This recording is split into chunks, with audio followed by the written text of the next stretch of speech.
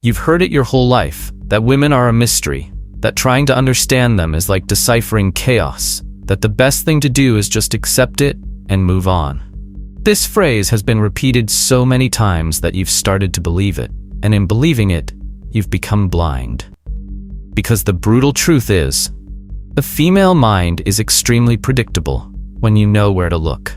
The problem isn't that they're hard to understand. The problem is that you've been looking in the wrong place. While you're trying to hear what she's saying, she's screaming with her body. Most men live with a falsified emotional map. They try to conduct conversations, seduction games, and relationships based on words. But the code that controls female desire is in another language. It's not spoken, it's perceived. That's why the natural seducer seems to have intuition. But in reality, he's only learned to read the invisible code that the average man ignores.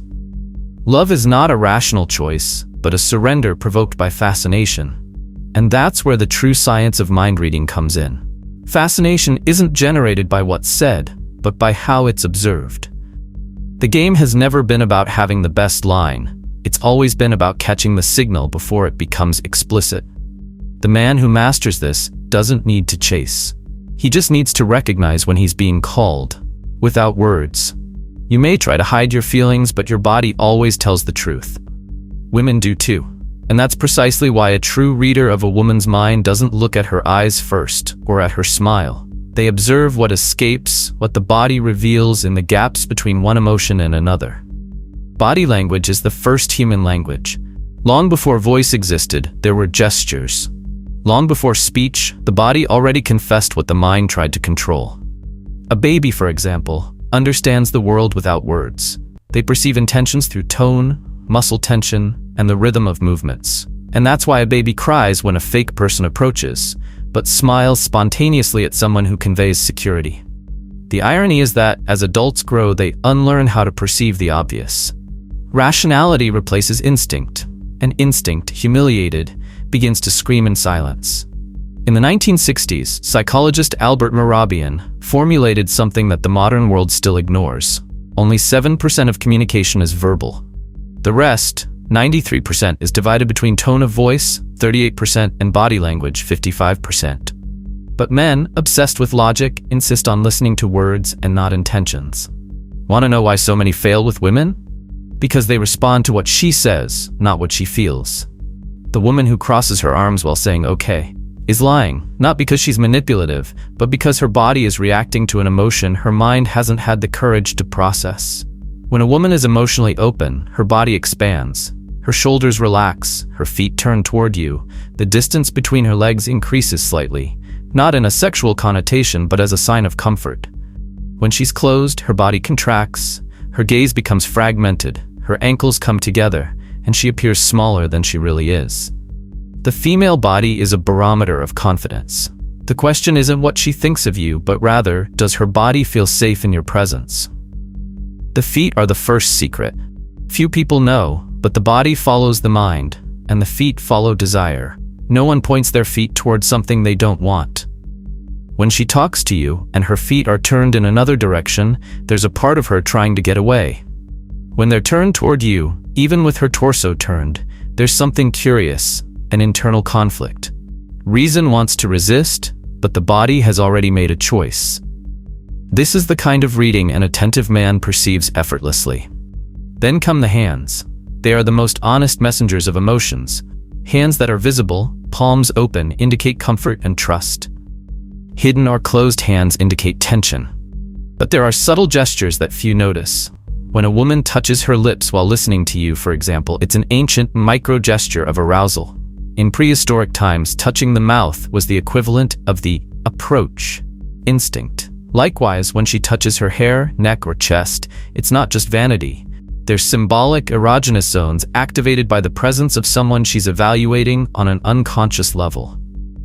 The limbic brain, responsible for primitive emotions, reacts before reason, and the body executes before understanding.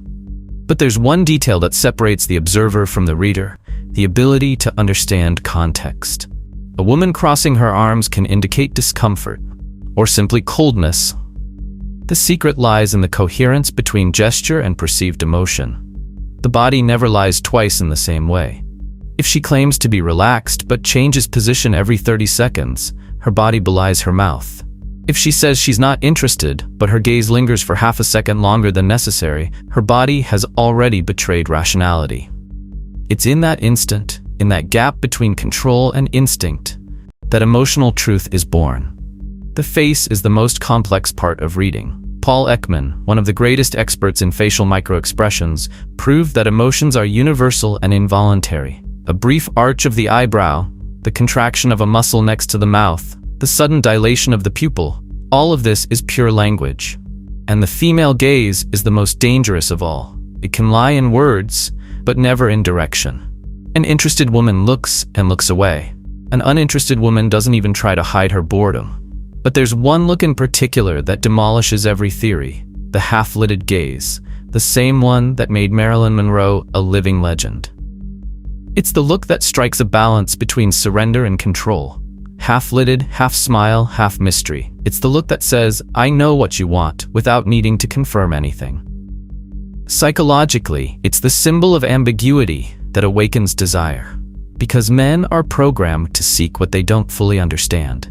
And therein lies the trap. A woman doesn't need to say anything to lead you. She does this with microgestures, with the angle of her chin, with the speed of her blink, with the tilt of her head. When a woman tilts her face slightly to the side and exposes her neck, she's sending a signal of symbolic vulnerability, something that harks back to mammals who lower their heads as a sign of trust. But the modern man, distracted by his cell phone screen, doesn't notice. He misses the moment her body opens up and tries to compensate with words. It's like trying to put out a fire with gasoline. Seduction isn't a game of conquest. It's a reading. The more you observe, the less you need to act. The ancient Greeks knew this. Aphrodite didn't seduce with words, but with presence. The Greek philosopher Empedocles said that love isn't born from what's said, but from the magnetism of bodies, and this magnetism is pure, unconscious communication. A woman feels before she thinks. If you don't understand the body, you're late. Perceiving the body is a kind of power that changes everything. A simple adjustment in posture, the way you occupy space, changes how someone reads you. When you adopt a relaxed and centered presence, her body reacts before her mind analyzes. The female body is a radar of emotional energy. And energy here isn't a mystical concept. It's posture, tone, gaze, breathing. Neuroscience calls these mirror neurons, brain circuits that make her feel what you convey. If you convey calm, she feels calm. If you convey insecurity, she closes her body. What few understand is that her body isn't just expressing what she feels, it's testing who you are. Every woman, consciously or not, sends signals to assess whether the man before her is worthy of her emotional openness. She observes his reaction to every gesture, every silence, every glance. The average man returns the gesture with anxiety. The man who reads understands that every movement is an invitation to perceive. And the more he perceives, the more silent power he has. Reading a woman's body isn't about manipulation, it's about seeing her mind before it hides. When she says, I don't know what I want, her body has already decided. When she says you're just a friend, watch her feet. If they're still pointing at you, her speech is just self-protection. And if you think this is an exaggeration, look at animals. A dog knows if you're afraid without a word. The human body does the same. The difference is that women have been trained by society to hide, but the body has never been fully domesticated. Most men believe that seduction lies in what is said. But the most dangerous, those who truly understand the game, know that seduction resides in the sound that accompanies the word. The tone, the pause, the breath, the half-second hesitation. These details that the common ear ignores are actually screams in disguise. Because when the body can't move, the voice begins to dance. A woman's voice changes when she is faced with someone who makes an impact on her. This change is so subtle that few notice it, but so revealing that science had no choice but to investigate. A study published in the Evolution and Human Behavior journal found that, when attracted, women tend to raise their voices, soften their intonation, and adopt an almost childlike rhythm. It's an unconscious reflex, an archaic code that warns, there's something here that deserves attention.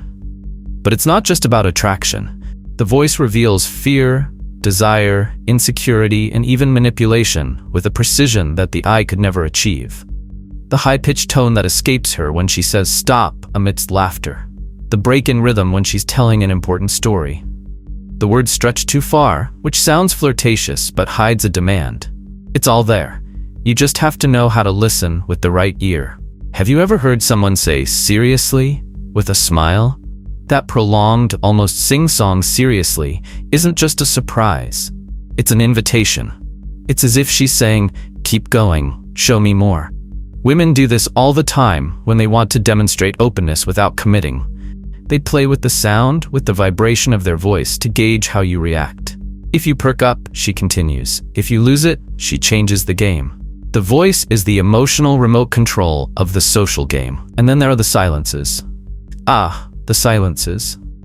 What most people see as discomfort is often the most intimate moment of all. When a woman is telling you something and suddenly stops for half a second but doesn't look away, what she's doing is opening the door. She's evaluating whether you're going to enter or not. Because in that moment, between the end of the sentence and the beginning of the next thought, there's vulnerability. And vulnerability is where connection is born. The hurried man's mistake is trying to fill that silence with a joke, a comeback, or worse, a change of subject. The man who understands remains silent with her. And that kind of presence says more than any words. This phenomenon is called an emotional micropause. It occurs when the brain clashes between what it feels and what's socially acceptable to say. The mind stops, the mouth hesitates, and the truth almost slips out. Most women, when emotionally exposed, will stop mid-sentence, laugh nervously, look away, change their tone. And it's at that exact point that the attentive reader comes closer emotionally. Because by not interrupting, by not trying to save the moment, he creates a space of acceptance. And there she surrenders. But the voice also betrays when she's trying to hide. When a woman lies, she tends to quicken her pace and raise her tone slightly, but with rigidity. The smoothness disappears. The sound becomes drier, the pause is shorter, and the inflection becomes less natural. This isn't a guess. This is vocal neuroscience.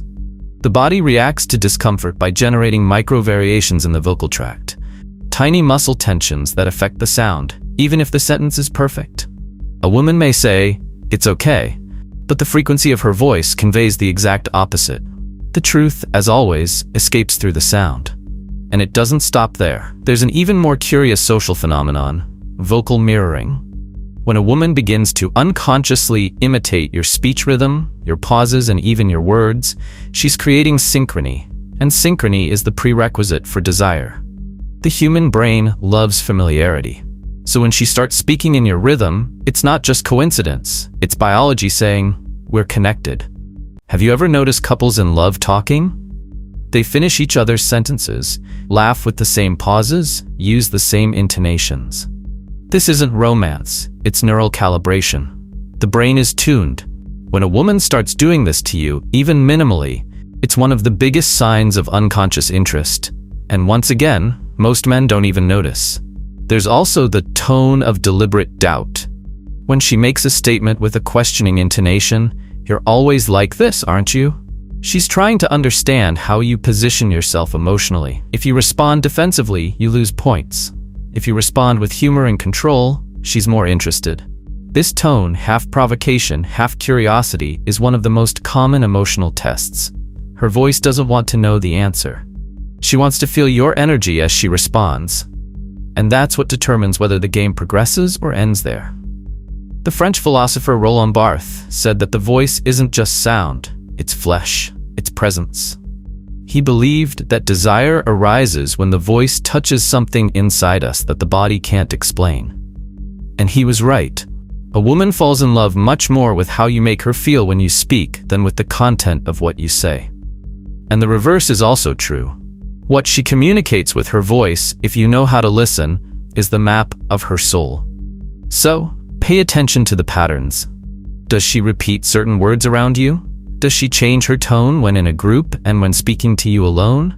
Does she interrupt more, speak more slowly, breathe differently? All these signals are part of a complex emotional orchestra.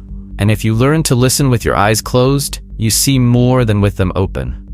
Now, pay attention to a contradiction that most people ignore. The woman who plays with her voice the most is often the most emotionally insecure, precisely because she has learned to control her voice as a way of protecting her feelings. And the unprepared man confuses charm with authenticity. He surrenders to the sound and forgets to analyze the intention. But the strategic man, the reader, listens to the sound and seeks its source. He wants to know, is it real or a mask? And there's only one way to know: to listen to what the voice reveals in moments when it doesn't need to impress. It's in these moments, outside the performance, away from attention, in the emotional background, that her voice bears itself. When she relaxes her breathing, when her tone drops, when her laughter is less performative. A woman, like any human being, has several vocal layers. The one she uses with strangers, the one she uses with friends, the one she uses with you. And within all of these, there's a single layer she can't fake: the voice of fear, vulnerability, and surrender. This voice emerges when she's on the verge of deep feeling. And if you can recognize this, you hold the key others don't even know exists.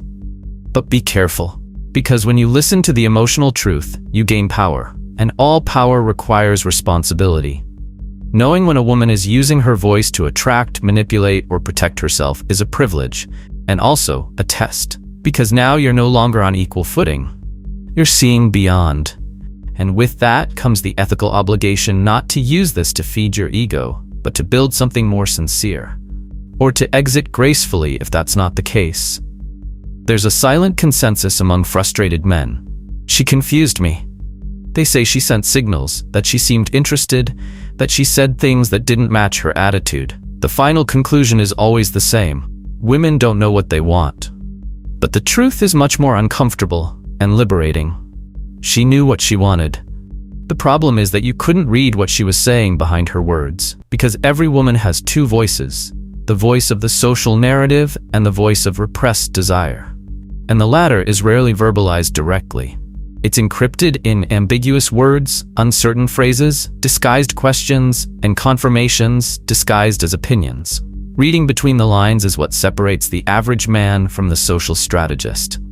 Let's start with the first key: tag questions. These are those phrases that end with right, right, don't you think, you see?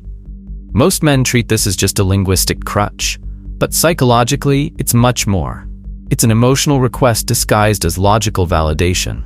When a woman ends your sentences with this type of question, she's checking to see if you're in sync.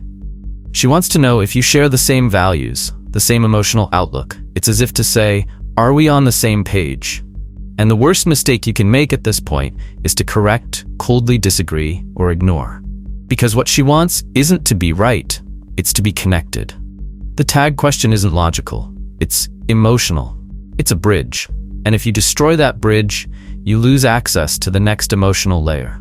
Another phenomenon few people notice is sentence theft. When a woman starts finishing your lines, or even interrupting you with expressions like, exactly, I was going to say that, or yes, yes. What's happening is the so-called airtime competition phenomenon. She's not trying to be dominant, she's trying to synchronize. This is the verbal equivalent of physical mirroring. A woman only interrupts enthusiastically when she wants you to know she's with you in that moment. This is neurocompatibility being tested live. But once again, the average man interprets it as, she talks too much, and misses the most precious insight of the evening. And there's more. When a woman repeats words you just used, she's not lacking vocabulary, she's creating a common language. Repetition is an unconscious mechanism for building intimacy.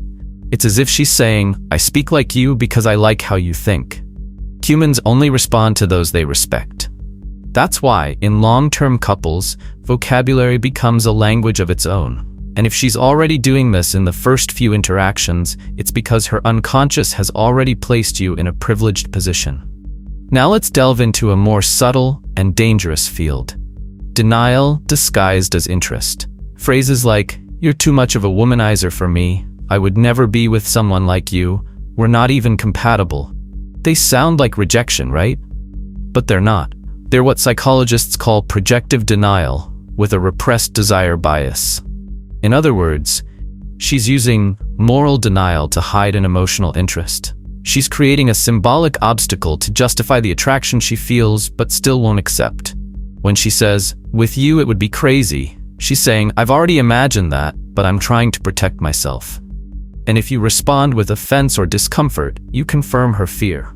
But if you respond lightly, with elegant provocation, she understands that you're emotionally more mature than others. And then the game changes. The philosopher Schopenhauer said that language is a curtain, and that words rarely serve to reveal. More often than not, they serve to conceal. And when it comes to female communication, this is even truer, because women have grown up being socially trained not to express desire directly. They've learned that being direct is to be judged, that being transparent is to be labeled. Therefore, their desire hides in verbal paradoxes. "I don't care" is followed by, "Who did you go out with yesterday? We're just friends," comes with a tone of voice that breaks on the third syllable. And when you learn to read the fragility behind the strong phrase, you stop responding to the theater and start talking to the actress behind the role. You've spent the last few minutes discovering a skill that isn't new, it's ancestral. Reading the body, deciphering the voice, interpreting the words. This is an art you already knew as a child, but which the world has domesticated within you. Now, you've reactivated something that was dormant. Raw, instinctive, strategic perception. And what you do with it now is what defines who you will be from now on. Because understanding what a woman feels before she even knows it is a kind of power that the weak cannot withstand. The average man will use it to try to control, manipulate, impress. But the true strategist understands, reading is more powerful than action. When you see the intentions behind the look, the voice, and the word, you stop reacting and start choosing. Choosing the right moment, the right woman, the right energy. This is more seductive than any ready-made phrase or miracle cure. But if you want to speed up this process, if you want to learn how to ignite desire in 60 seconds, as the greats of seduction have always done behind the scenes throughout history, then you need to go beyond what most have ever dared to touch. This is where the Forbidden Manual comes in. Not as just another book, but as a trigger. Access to the forbidden codes of attraction psychology. This manual isn't about cheap manipulation. It's about mastering the archetypes that govern female desire.